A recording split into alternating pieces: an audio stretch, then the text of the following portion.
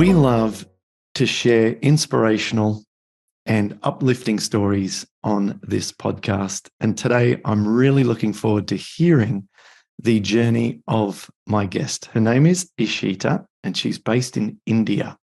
She was diagnosed 7 years ago. She's now 35 years old, and she has had very aggressive, debilitating rheumatoid arthritis. She's one of our members, and so she gets our monthly live calls. She's got access to all the Paddison Program materials and, of course, the video library, which covers all the troubleshooting techniques that's been put together by myself and my rheumatologist friends, covering over 700 problems that people with RA face. And with those materials and with those calls and resources, she has a transformational story to share. I only know 1% of it because she has an Instagram account that I follow and recently shared a video of herself running for the first time in, I want to say, 6 or 7 years, and we'll go into that in just a moment. But first, Eshita, welcome. Give us a quick snapshot of like a situation where you were in a very bad way and a situation of how you are now, and we'll go from there. Yeah, sure. Thank you for having me here. I would love to share my story. I couldn't wake up in the morning without pain. I wake up and the first thing I see in the morning is pain. The first thing I feel in the morning is pain. So now it's absolutely transformational. I'm actually able to walk on the sand, walk on the road pretty fast, and even run on the sand. So I think that is a big achievement for me. I haven't been able to do that in the past 7 years. So I think it's awesome for me.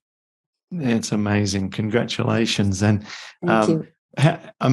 What are the emotional states that you're going through when you're realizing that you can now do that again? It's extreme happiness, and I'm actually kind of proud as well because I have been able to help myself do this, and I'm not dependent on someone else to actually give credit. And because no one has actually been able to help me till now to make me what I am today, except for your program. So I think that is amazing how I feel every day, that the happiness with which I wake up and feel, yes, I can do this. I can squat down. I can stretch my legs. I can walk. I can run, because even walking was quite questionable at one point. I couldn't walk properly. I couldn't walk down the stairs like normally. I would do it one step at a time because my knees are severely damaged. So because of that, I cannot do a lot of things. But now I can do a lot of things because I've been working them. So I think that's huge. Oh, I love it. Two things I want to highlight there. One is that you're proud, and we should be proud. This program becomes personalized. Once you start on this journey, you find aspects of it that really sort of don't really fit with you. Maybe you don't have a juicer, so you just can't do that. Or maybe you just find, in your instance, like, for example, that knees are a problem. So maybe you need to focus on that, and you make the whole thing your own. You tailor it to your own needs. And then the other thing you said, which I love, at the last moment, you said, and the reason I can now do my squats is because, I think you said, I work to them. And that is huge. That can also, if we stop the episode right now, there's enough to take away and learn from. You must work the areas that are afflicted with the disease. Inflammation is a cry for help, like a baby crying. It says, I need help. I need attention. And the attention that you give it is to support the connective tissue and the surrounding muscle mass to take the load off the joint and put the joint through reps. And so, well done. Okay, so can't wait to learn more here. You and I just spoke for like 5 seconds about this prior, but you've had aggressive disease. Was it a rheumatoid factor positive, anti-CC factor positive? Were you all of these, as they say, seropositive diagnosed? Yes, it was positive. and very aggressive. And it took off like a rocket. Like I was diagnosed like 2 weeks before my wedding. And yeah, so I started having symptoms about 2 months before that. And I obviously ignored all the pain. And I slowly started getting pain in all my joints one by one. And I was like, no, that's all right. I'll be fine. Because I used to go to the gym every day. I was like super active person. I used to deadlift 90 kilos. I was perfectly fine. Yeah. So because of that, I thought maybe, I injured a joint or I'm going to be fine if I kept working out. So I ignored that. And finally, when I was diagnosed, it hit me really hard. I didn't even know there was something called rheumatoid arthritis. I thought arthritis is an old person disease, and I didn't know the seriousness of it. So it took me some time to even grab hold of the fact that I have this, because it took me some time to even understand what's going on in the body. I saw several doctors. Each of them have had their own theory, and I wouldn't say they misguided me, but I think there was some kind of they are obviously doctors. They are not going through this. They just know the information about the disease. So obviously, first I went to a normal Western medicine doctor, and he put me on tons of medicines. And I was on steroid and all the painkillers. I had to, because I had to go through my wedding. So I had to, have all the medicines to stay upright on my wedding day. So I kept doing that for about 6-7 months, and I switched to homeopathic and Ayurvedic. There's nothing that I haven't tried. And then I went to naturopathic. And I mean, by then my progression was pretty harsh. I had several deformities, and several, almost of my joints were damaged. So yeah, for about 6-7 years, 6 years, I tried different kinds of therapies. I don't think there's anything that I haven't tried. There's ozone therapy that I've tried, acupuncture, massages, Ayurvedic medicines and massages. Nothing was long lasting. Nothing was long lasting. It was all just temporary. And sometimes things made it worse for me. Most of the time, things made it worse. So I can say that nothing has helped me this much till now. And none of the doctors actually emphasized the importance of movement. They said if something is hurting, rest it, which is the worst. And even I kept it rested because, of course, I didn't want to feel any pain, because I'm already in tremendous pain, and I didn't want to feel more pain. So I just kept them rested. And that, the immobility made it much worse. The joints got my hands, my fingers, they're all deformed. So back then, I started questioning, why me? Why did this happen to me? So I think from the past 1 year, I've come past that why me, and I am now realizing that how I can make myself better, because we've come a long way. There's no point in asking why me now. It's happened. Now I think is the action time. Wow. Okay. Well, you've piqued a lot of my curiosity. What medications, Western medications, did you try? Did you ever go on a disease modifying drug or a biologic drug? Yes, I did. Methotrexate has always been there. And TF-citinib was when I recently, I think in 2021, he added that medicine as well, because the pain wasn't coming down. So, and also I was on a break from allopathic medicine for about 4 years. But in the beginning of 2020, I was on an Ayurvedic medicine, which I got transported from another city where my parents live. But because of COVID, I couldn't get it here because everything was shut. So that is what pushed me into going into Western medicine again, because I had no option. By then, the pain had reached my neck, which is when I panicked, because my entire root was getting affected. So I couldn't be, as in my neck. The pain in my neck was so bad that I couldn't sit. I could say I just couldn't be. I couldn't sit. I couldn't lie down. I couldn't move my neck. I couldn't walk. I couldn't do anything because my neck pain was Oh, it was horrible. I can still think of the pain. It was so bad. So that's when I thought, okay, fine. I have to go back to Western medicine just so that the pain comes down a bit.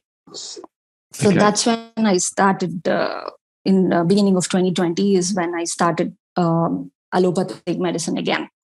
Can you just, I caught the methotrexate. I didn't catch the second drug. Can you just mention? Yeah, it's TF-citinib. It's actually tofacitinib. That's the drug. Infusion? No, tablet. It's the same tablet. Yeah. I was on 10 mg a day. What's the brand name for that? Because I just can't connect the dots in my mind right now. I forget. Is that a Rinvoq, or is that a Xeljanz? Is that an aluminum? The medicine is tofacitinib, but the brand name itself is TF-citinib. That's what it says on the packet. Okay, great. Yeah. Now, and so compared to when you started those medications, are you taking the same dose today as what you were at the time? No, I was on 10 mg a day for 5 days a week. Now I'm at just 5 mg a day, like just one tablet in the morning, and that's it. And methotrexate 5 mg during the weekends. That's my dose now. Just 5 milligram? Yes. And what was that before? I think it started with 20. Yeah. 2 years ago. And it's now at 5 a day. 10 mg a week. So 5 on Saturday and 5 on Sunday. Okay, so that's halved from 10 down to 20. And you've halved both drugs. Yes. And I don't take anything else. Yes. No other drug. Yes. But you were loaded up on painkillers and things in the past, weren't you? Before. Oh, yeah, lots. I couldn't walk without a painkiller. I couldn't walk without a steroid. So I had to be on them to be able to do anything. Wow. I couldn't lift up my head without a painkiller, basically. Okay. Wow. Okay. Well, now what we're going to do for the rest of this episode, if people are wondering our plan is very simple. We're going to just nut out a few more details of your journey, and then you're going to share with us all the things that have helped you the most. And we've got half our audience don't know all the details of our membership because they haven't started yet. And the other half know it intimately, and they want more specifics, and they want that little aha moment where they can emphasize something a bit more or place, more time into a certain area. So that's where we're going. And I also want to ask you about your neck. What helped most for the neck? I want to ask you about your knees. So let's go there in a moment.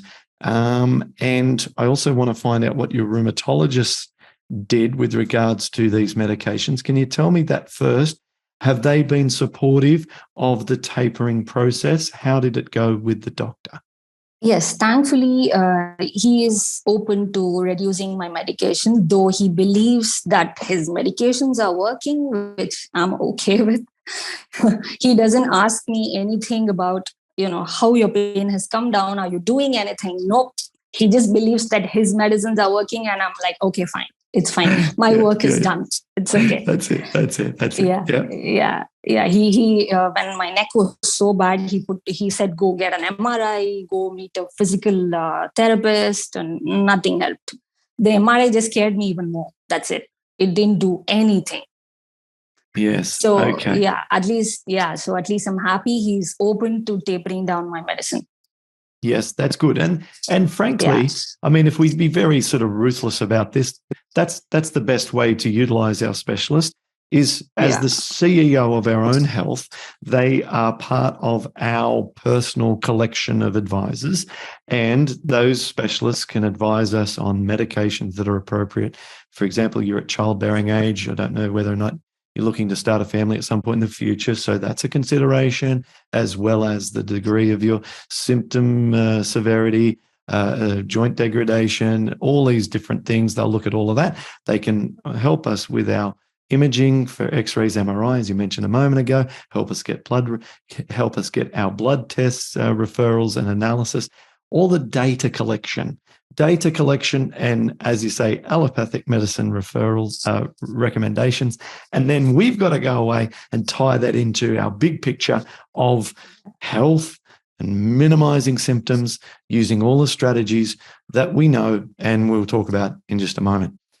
Now, tell us how you incorporated the lifestyle changes that we recommend, and then we'll go into specifics around knees, neck, and other areas. Okay, so how was the transition from your existing lifestyle into the new sort of rheumatoid solutions system?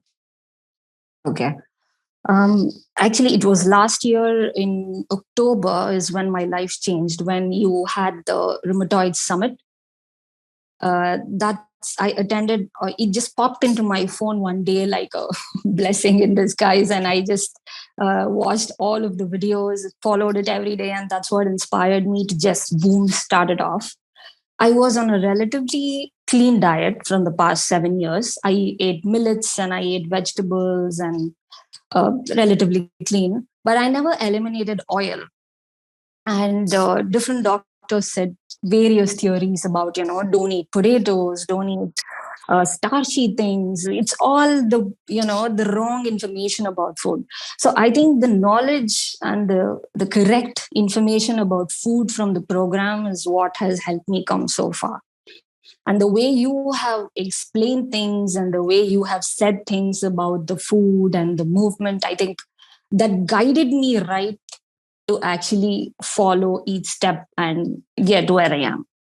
To start with, I started with millets and vegetables and all. But I think within a month or two, I could transform to rice. I thought rice was the enemy, which was so wrong. So once I started eating rice and sweet potatoes and potatoes, that's when I felt so liberated.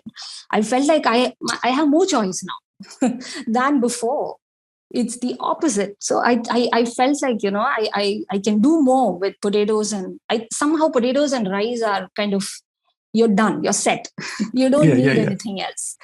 Yeah, it's so satiating that you don't need anything else. So I think just the introduction of those vegetables and the rice was a big game changer for me. And the elimination of oil, and I didn't eat that much processed food, but I a little bit did when I went out, and there was quite a bit of oil in my diet. Now that there's absolutely no oil, I think that has been a huge leap for me. The elimination of oil has been huge. And being mindful about what I'm eating and intentional about what I'm eating. I cook my food every day. Every day I cook my own food, and it's a different food for my husband. So it's like 2 meals a day. So I cook my food every day, and I think I'm more than happy with that. Yeah, okay. I connect with my food now. I connect with my food, which is a big difference right now. Yeah, we cannot understate the crucial intervention of oil elimination. If you're watching this or listening to this and you're thinking it's not that big a deal, or I'm just stir frying something and I'm using a little bit of oil, this is like saying, I'm Superman and it's only a little bit of kryptonite. I don't mind that little bit of kryptonite that I have every day.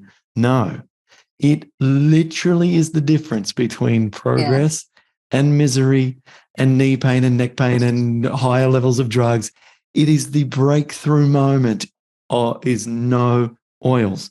Now, and people say, what about olive oil? What about avocado oil? It's there's a lot of what about. And here is the simple summary. No oil is optimal. No oil is optimal. Olive oil in its raw state, uncooked on a salad, is not too detrimental, but still best to avoid. Likewise, avocado oil on a salad, little bit, not too detrimental, but best to avoid. Any seed oil, sunflower oil, safflower oil, all these different oils that are used in deep fries and stuff on their own without heated, terrible, avoid like the plague.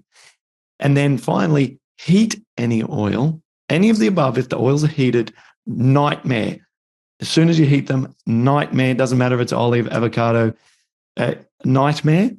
And then the final piece of this puzzle is that if it's a tiny bit of unheated olive oil in the Zinzino omega-3 supplement that I take, which some people have also taken because it's my favorite one, it's perfectly fine.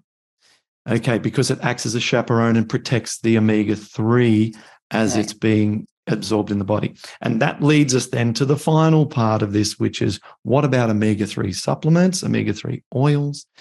And yes, they are recommended if you cannot optimize your omega-6 to 3 status using food alone. And they have to be chaperoned with antioxidants because omega-3 supplementation, because it's an oil, if you're in an inflamed environment, which is a rheumatoid arthritis body that has a high CRP, then your body will oxidize those fats very rapidly and you will not benefit from the oil. So you need to consume the supplement with a very antioxidant rich meal, one that's rich in leafy greens or fruits and vegetables, or the one that I take comes with a little bit of olive oil, and the studies show that olive oil has a protective effect on lipid peroxidation, which is what we're trying to avoid. So thank you for allowing me that little interlude, because I think it's imperative that everyone understands the oil dilemma. And I think I've covered that in detail there, enough for everyone to feel satisfied that we've got to get the oils out unless it's an omega-3 supplementation, in which case, if we're going to do it, protect those oils from oxidation in the ways that I've explained. So thank you, Eshita, for letting me share that little bit of training. Now, you've got the oils out, you've hit the potatoes and rice, and you've used that as a foundational basis for a lot of your meals. Are you using Indian spices and lots of different flavorings that are traditional?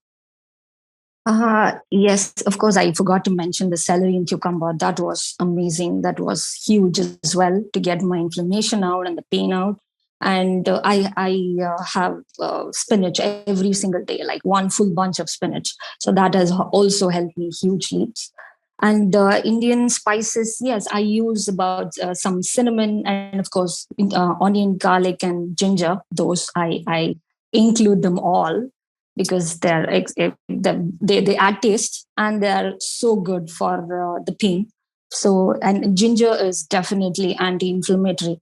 So and turmeric, pepper, those things, yes, those have been very helpful adding to the food. Yeah, I think that way, being Indian, I think getting access to those things and using those things have not been new to me. So I think I'm conscious about adding them to my food every day.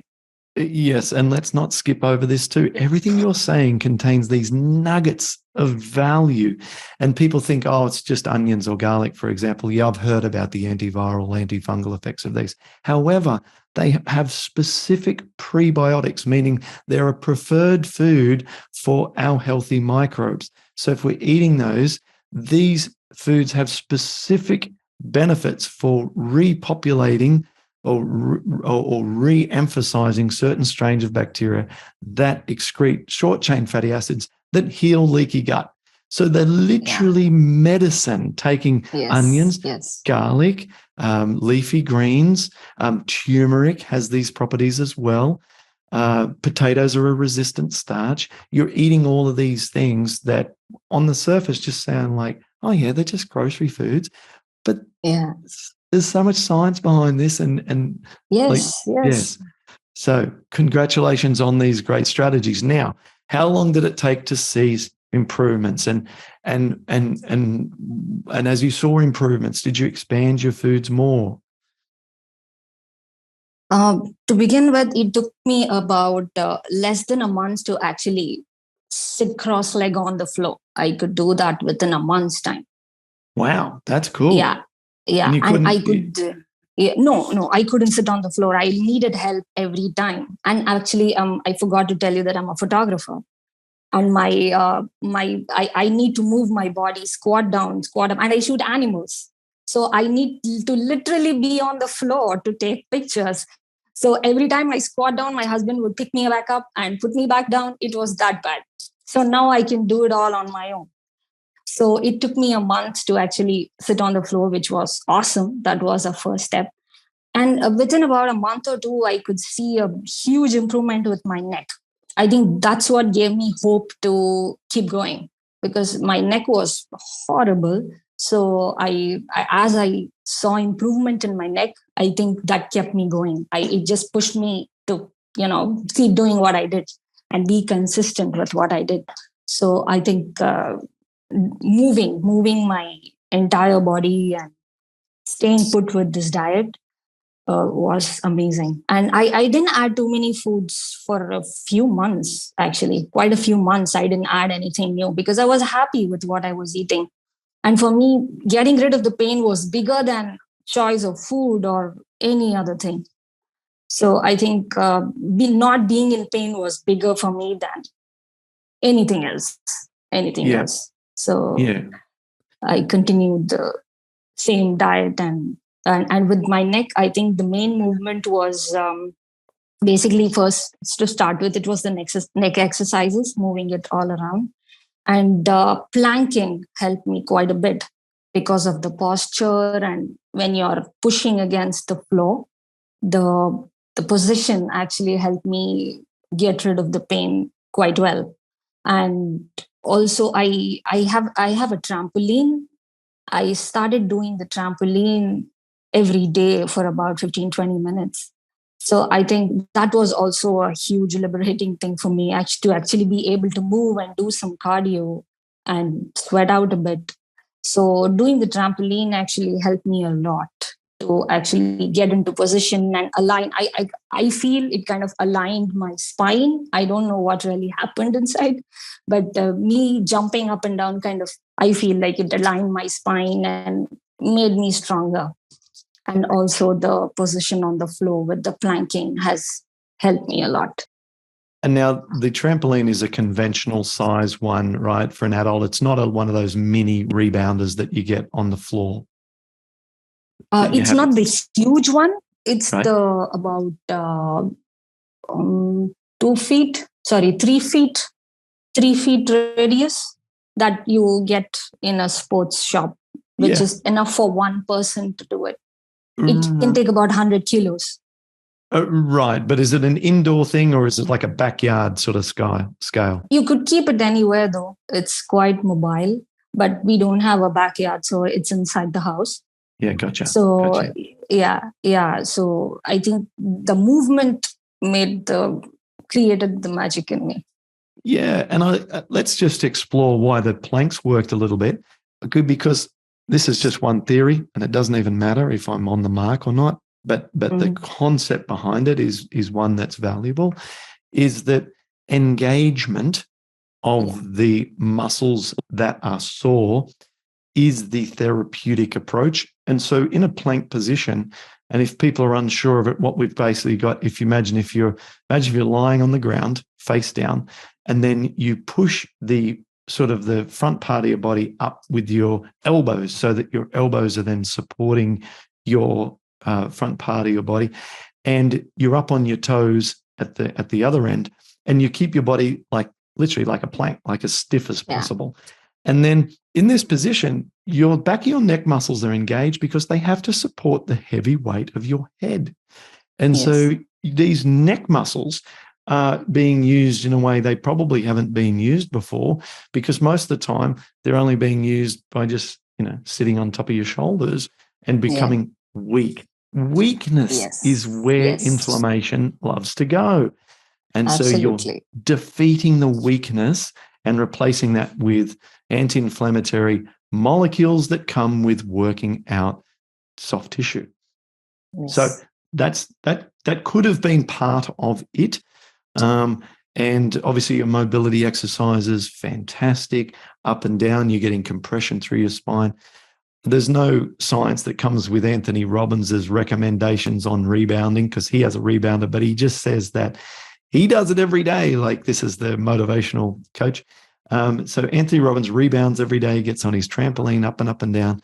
And his he describes benefits around the lymphatic movement, the waste system of your body, because the lymphatic system only operates through movement. And so if we're inactive, our waste system is also inactive. And so that's one aspect that we can think about as we're going up and up and down. So that's tremendous. Tell us about the knees. So many people have knee problems. What did you do for your knees? To start with, I started with your video on the program. I started stretching my knees, and I even simultaneously I followed the yoga movements done by your wife, and I did them both side by side because I couldn't do anything with my knees. I couldn't bend them, out of question. Bending was out of question. So I started stretching and slowly started moving my knee towards me, like lie on the floor and slowly try to move it towards me. It was stuck right there, like it wouldn't move down. And I could see the progress, how I could like fully push it again, it's like towards me and bend it. So that took about a few months to actually do it, completely fold them. So that was huge. So I started stretching and doing exact exercises that you have showed on the one that you in the gym, of you in the gym. Yep. Mm-hmm. Yeah, that video. So I just followed them every day. And I slowly started doing the squats, like slowly, and every squat would hurt, would hurt my knee. So now it doesn't hurt. So now I'm able to do burpees as well. Burpees? You're doing burpees? Yeah. You're crushing it. Yeah. With the handle, of course, because I can't place my hands on the floor because of my wrist. So I hold the handles that you get. Yeah. So I do not jump. I don't do the jump, but I do the movement and then coming up and squat back down and the movement. Yeah. So the burpees also, I've just recently introduced burpees. So that is fantastic.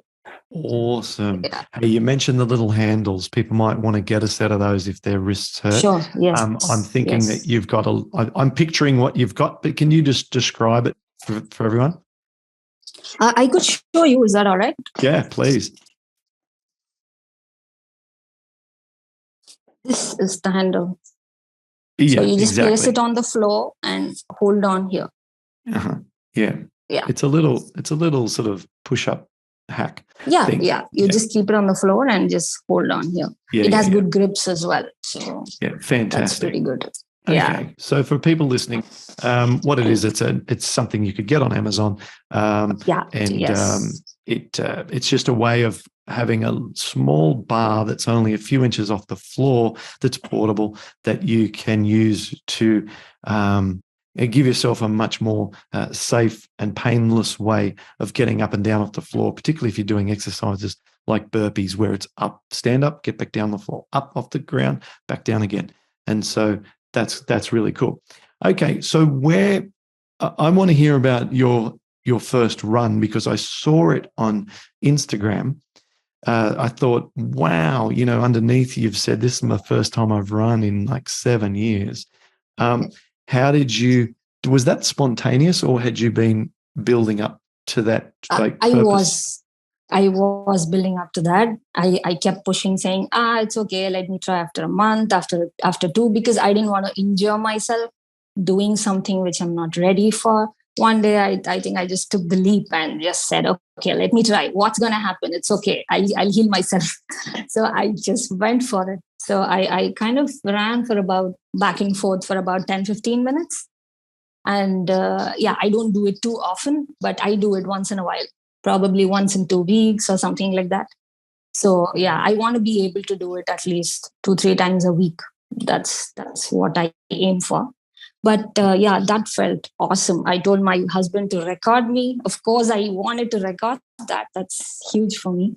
So, and I think that was one of my happiest days.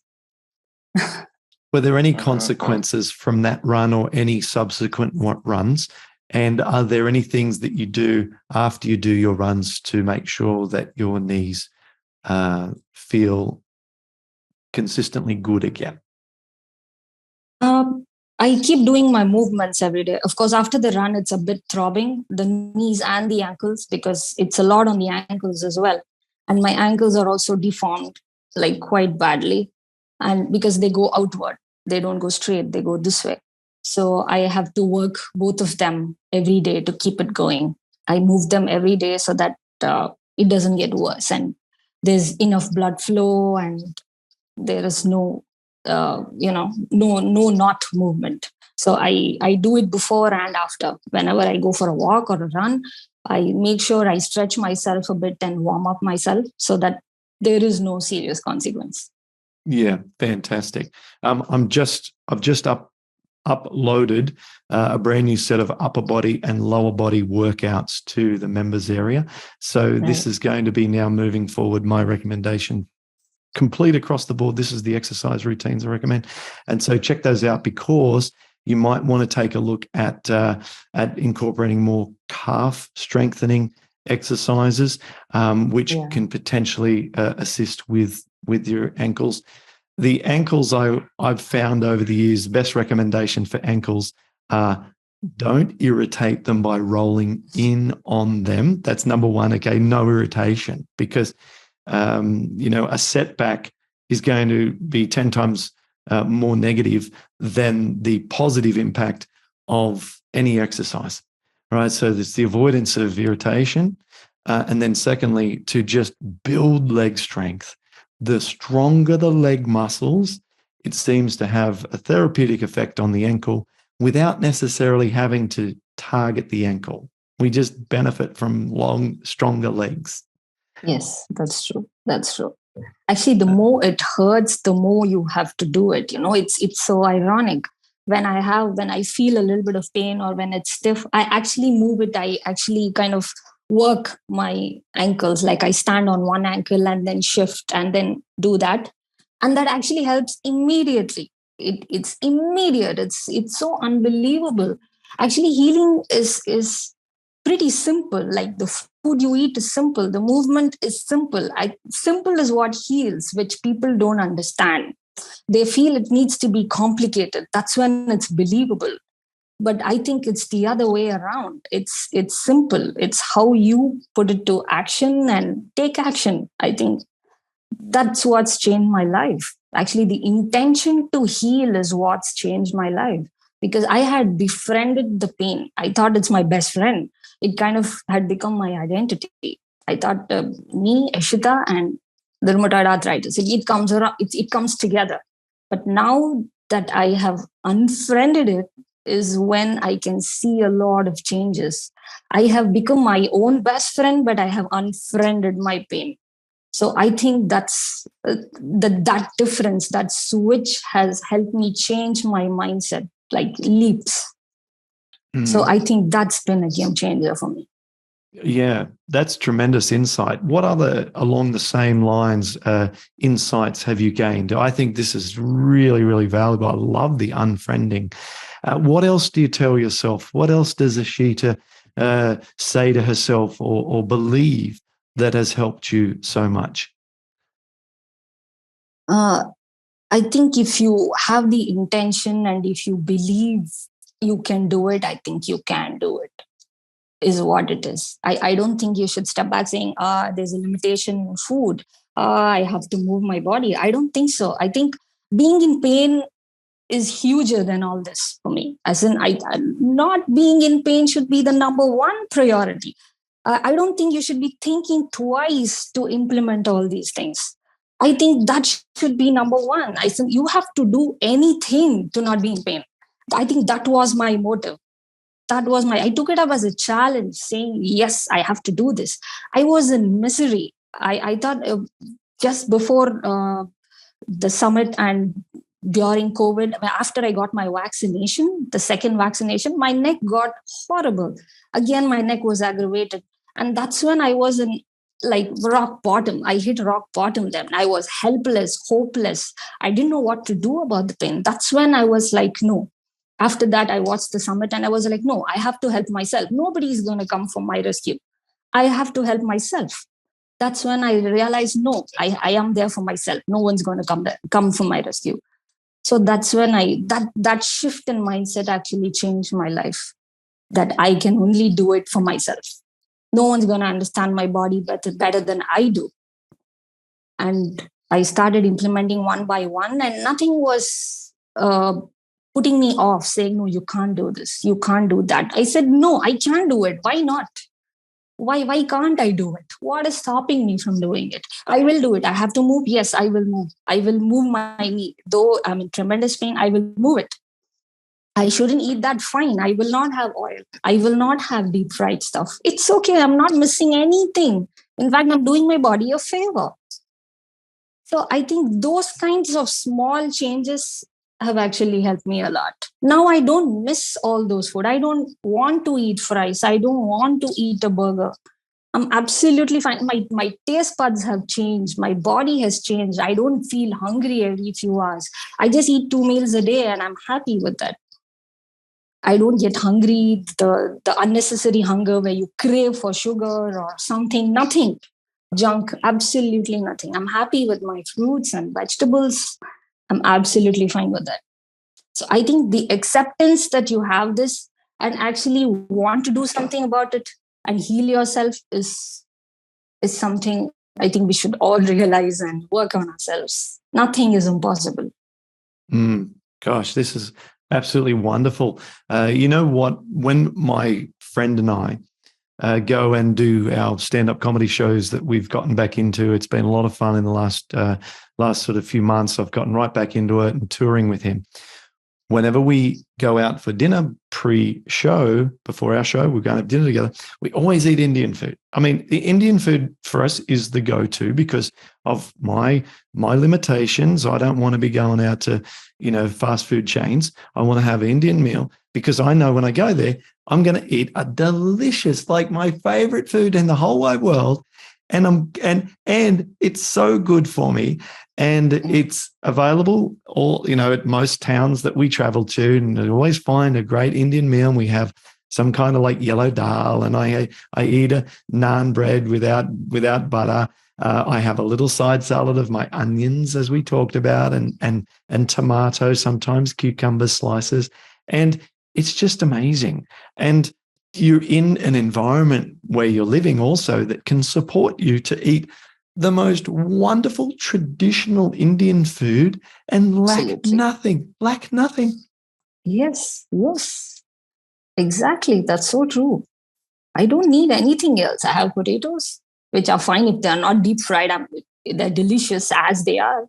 So I don't think I need all those kind. I think it's just the conventional way of people have kind of spoiled our minds that we have to undo ourselves. We have to undo our minds and get on track. Very good. Very good. Okay, so we've covered a lot of different things. You've halved your drugs. You've completely changed your mindset. You've transformed the way that you eat and exercise. You have gotten rid of lots of pain in your body. Have you ever had a C-reactive protein or SED rate test since all this has been transformed? Yes. I do my CRP tests every 3 months. And for the past 4 times, it's been lesser than 0.5. So, which is awesome. Fantastic. Okay. So confirmed by the data. Okay. Yes. Sensational. Now, what about any specifics that you'd like to share that are your favorite things about this lifestyle and the things that you do that work the most, so that if people listening say, well, what else? I want to learn more. What else do you emphasize and focus on to get the best results? Probably eat simple. I would say that. Eat simple and give large gaps between your meals. I think those have helped me a lot. I eat fruits in the morning and then lunch in the afternoon, and that works great for me. That works great. So I think keeping the meals simple and without oil, I think has worked wonders. And you're either helpless or you help yourself. I think that's huge. Yeah, instead of being in pain and misery, you can help yourself. Take action. So I think that we have to implement and not miss the regular food that you need. There's no missing food. Make your food delicious. You're not lacking anything. You have everything around you to make your food delicious. So I'm happy with just pepper and salt on my food. it's just that your taste buds change, and for the good. You don't need all those extra spices. I mean, I'm not saying they're bad, but you don't need a lot of things once you've discovered this kind of a food system. You do not need a lot of things. I think with just a few things, you're happy. At least that's how I have changed. A lesser variety, I think I'm happy. I have more things to worry about. I have more energy to worry about other things. When this is simplified, I think, other things are, I have more energy for them. And my life has changed. Like, honestly, if even I'm a photographer, I'm an artist. So I think my work has changed. I can see how I've improved in my work. I kind of more connect with my subjects when I'm shooting, when I'm sketching. I sketch a lot as well. So the way I see things and the way I connect with things is a big change in me. It's not just my pain or anything. I think my overall, I've started feeling more, and my life has improved. My work has improved. I'm kind of attracting more opportunities in my life. Manifesting is helping. So I think this manifesting about this has worked so much last year. The same time, I kind of thought that, yes, in 1 year, I'm going to talk to Clint on the podcast. And it's happening now. So I think, working on yourself and manifesting things, and those have really worked for me. So I think your life improves. That's what I'm trying to say. Once you change yourself for the better, you feel better, your pain is gone. Of course, your life is going to improve. So it's huge. In 1 year, my life has changed inside out. Love it. Love it. The only cautionary thing that I would add is just continue to look to be able to add a few extra foods to your diet to make sure that we have more than 30 plants a week, 30 different plants. Sure. And the reason for that is it's just linked with microbiome diversity. Sure. And that, So, and with those of us on this journey, it's actually not that hard to come up with 30 foods a week, 30 plant foods a week. Yeah. Yes. It surprises me that people think that's very difficult, because if you've got like a mixed leafy green salad of 3 or 4 different leaves, they all count. Yeah. Then you've got onion, garlic, you throw in some turmeric powder, that counts, right? And then you're up to 8 things and you haven't even sort of put your meal together yet. Yes. So I don't think it's a concern, but just keep it in mind, because I totally get it. I did 12 months of just baseline foods because I thought, I'm in the groove. I don't want to mess with this. And so that's stage 1, is get inflammation way down. And stage 2 is keep it there whilst adding more foods. So that's the two parts of the process. I have added a lot more vegetables now. Cauliflower, yellow pumpkin, a lot of root vegetables and watery vegetables. There are a lot of local watery vegetables available in India. So I explore with them, all of them. So I have added a lot of vegetables. Alongside your fruits as well, right? So you got the fruits as well. Yeah. Yes. So you're good. Papaya is my staple. Yeah. Papaya is my staple and my favorite. Mine too. It's the ultimate. Yeah. All right. Yes. Have we? Let me ask you 2 things. Has your husband been supportive of all this? And I imagine the answer is yes, because you wouldn't have achieved this if your partner isn't. But just confirm his level of support quickly, and then have you got any sort of family planning kind of thoughts around the future? Right.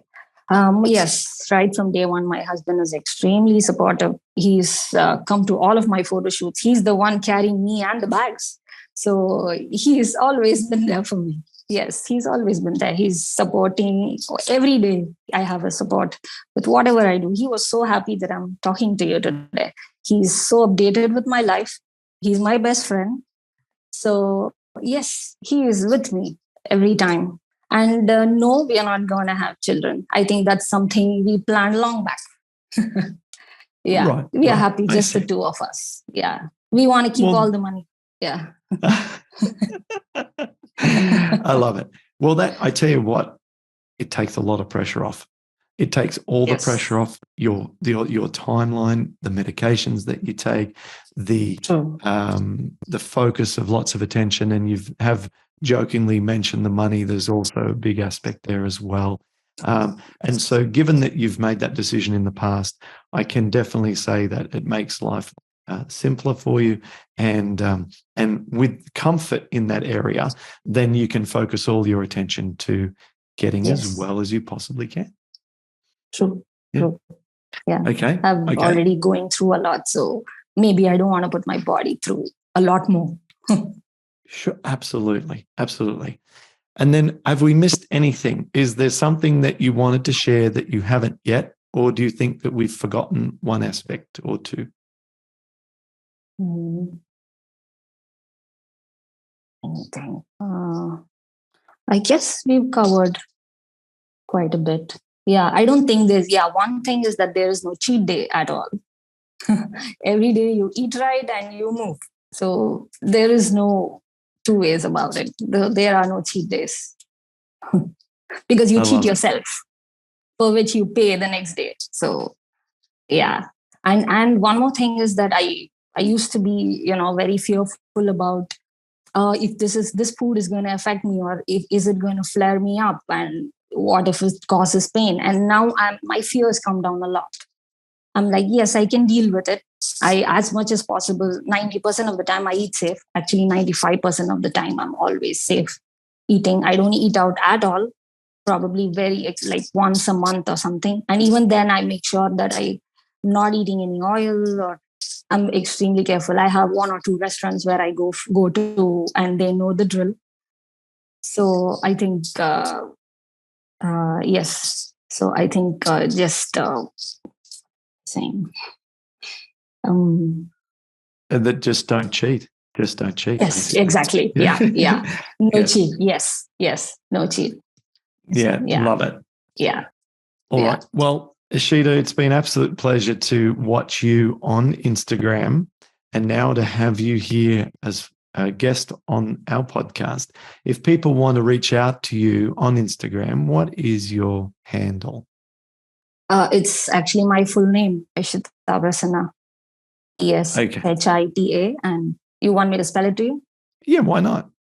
Okay, it's Eshita Prasanna. That's my handle. Fantastic. Actually, since I've started posting all this and, talking about Paddison Program, so many people write to me saying, wow, this is nice. What do you do? Give me your recipe. What do you do? And there's pain here, pain there. So I've kind of become, so I already feel nice helping a few people, from my experience, helping them out. So that's brilliant. It's great because we are, we need more representation, particularly in India. Yes, big population of people with struggling, and they really do like to connect with other people in India. So thank you very much for helping out in that area, and thanks for sharing everything you've done today. I'm going to have the rest of the day feeling really happy hearing your story and knowing how well you're doing and all that you've overcome and where you've gotten to, and I'd like to look forward to continual progress in the next year ahead and the year ahead of that, and that it never stops. So for me, I'm trying to set new pull-up bar records, and I'm now today I've just been finishing up an enormous hedging job in our backyard, which has been lifting huge ladders and using hedge trimmers and all sorts of equipment, and just using my body in a way that would be a challenge for anyone who's trying to do such yard work. So, it never stops. We're always pushing ourselves, trying to build more strength, more resilience, and live the best possible life. And well done. You're doing so good. I'm so happy. Thank you. I'm going to be happy today after talking to you. Wonderful. Thanks, Eshita, so much. And we'll talk again in the future. Sure. Thank you so much.